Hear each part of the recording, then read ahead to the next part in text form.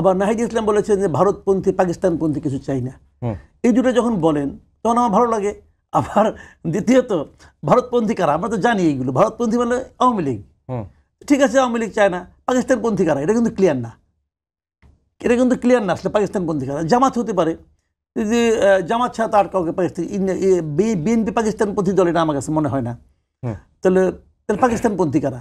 আচ্ছা, পাকিস্তানপন্থী ভারতপন্থী নাই, তাহলে চীনপন্থীর ব্যাপারে কি হবে, বা আমেরিকা অথবা আমেরিকাপন্থী ব্যাপারে কি হবে? এগুলো কি থাকবে নাকি থাকবে না? এটা কি হওয়া যাবে কি যাবে না? যে এটা আমার কাছে খুব একটা খণ্ডিত স্টেটমেন্ট মনে হয়েছে, যে আরও ডিটেলে আরও, অথবা সংক্ষেপে একটা বলে দিলে হয়তো আমরা কোনো বিদেশি প্রভুর অথবা বিদেশি কোনো শক্তির পন্থী হতে চাই না। কিন্তু তারা তো টোটাল ভাবেই বলেছে তারা বাংলাদেশ পন্থী রাজনীতি। তাহলে ওইটুকু উচ্চারণের দরকারটা কি? ভারত পাকিস্তানের নাম উচ্চারণের দরকারটা কি? ওটা তো একটা কথা বললেই তো হয়ে যায়, তাই না? কিন্তু এটা এটা এটা ভালো। তারপরে আমি বলবো এগুলি মানে হয়তো মানে ধীরে ধীরে আরো পরিশীলিত হবে, এগুলো হবে। লেখা পড়ছিলাম প্রথম আলোতে, আপনি লিখেছেন যে কিংস পার্টি গঠনের বাস্তবতা দেশে নেই, এটি একটু বলবেন। আর ভারত পাকিস্তানপন্থী রাজনীতির ঠাঁই বাংলাদেশে হবে না। ভারতপন্থী তিনি ক্লিয়ারই করেছেন যে আওয়ামী লীগকে বোঝানো হয়েছে, পাকিস্তানপন্থী বলতে কাদেরকে বোঝানো হয়েছে, বা আমেরিকাপন্থী বা চীনপন্থী যারা রাজনীতি করে তাদের ঠাঁইটি কি বাংলাদেশে হবে কিনা? আপনাকে ধন্যবাদ এবং মাসুদ ভাইকে আমার পক্ষ থেকে শুভেচ্ছা। যেটা বললেন যে আমি একটা লিখেছি প্রথম আলোতে, সেটা হচ্ছে যে কিংস পার্টি গঠনের বাস্তবতা এই মুহূর্তে নাই। তার কারণ হচ্ছে যে এটা আমরা অনেক শুনতেছি, আমরা যখন থেকে রাজনৈতিক দল নিয়ে কাজ করছি তখন থেকে এই কলের গান বেজে চলছে যে কিংস পার্টি হবে কিনা, কিংস পার্টি হবে কিনা, সরকারের সাথে সম্পর্ক কি। সরকারের সাথে নাহিদ ইসলাম পদত্যাগ করার পরে সরকারের সাথে আমাদের সম্পর্ক আরও একটু আলগা হয়েছে। এই সরকারকে আমরা এখনও ওন করি, কারণ এটা তো সবার সরকার ইত্যাদি ইত্যাদি যেগুলো আমরা এতদিন বলে এসেছি, সেখান থেকে আমরা খুব বেশি সরে আসছি না।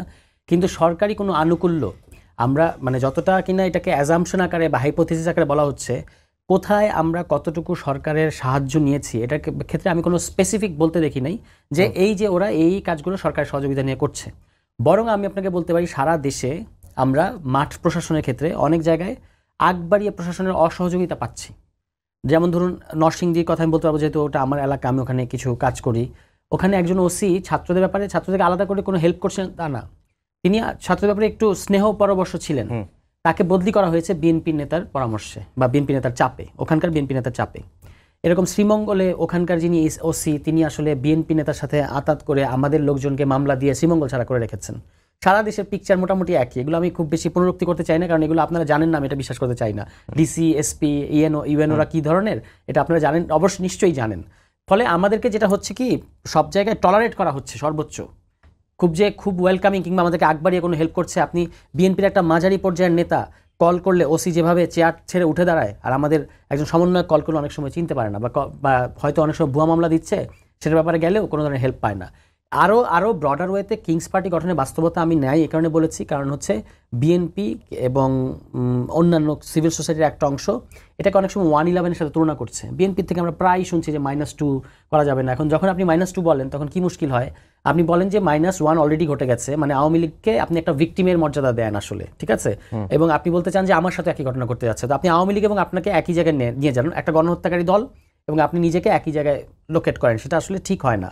এবং আরও ধরা যাক যে এই ছাত্র নেতাদের বা এই তরুণ নেতাদের, সবাই তো ছাত্র নেতাদের মধ্যে, তাদের এখনও যে পরিমাণ গ্রহণযোগ্যতা এবং যে পরিমাণ জনভিত্তি আছে, এবং যেভাবে তারা গত 4 মাস আপনাদের চোখের সামনে দল গঠনের প্রক্রিয়াটা আপনারা দেখেছেন, তারা কি প্রত্যেকটা ক্যাম্পেইন কিভাবে করেছে, জুলাই প্রক্লেমেশন নিয়ে, তারপরে যে আপনার চোখে নতুন বাংলাদেশ মানুষের কাছে গেছে, মানুষের ফিডব্যাক, এই গত 4-5 দিন ধরেও আপনারা প্রচার করলেন টেলিভিশনে এই দলের ব্যাপারে মানুষের প্রতিক্রিয়া কি, সেখানে আমরা মানুষকে দেখলাম যে মানুষ কিন্তু বলছে যে আসুক, তারা কি করবে আমরা দেখবো, আমরা দেখতে চাই, তারা জনগণের পক্ষে থাকবে, এই হচ্ছে মানুষের আশা প্রত্যাশা। আজকেও সারাদিন যে মিছিলগুলো এসেছে বিভিন্ন জায়গা থেকে ছেলেমেয়েরা, দেখেন এরা এই জেনারেশনটাকে বুঝতে হেল্প করবে আপনাকে।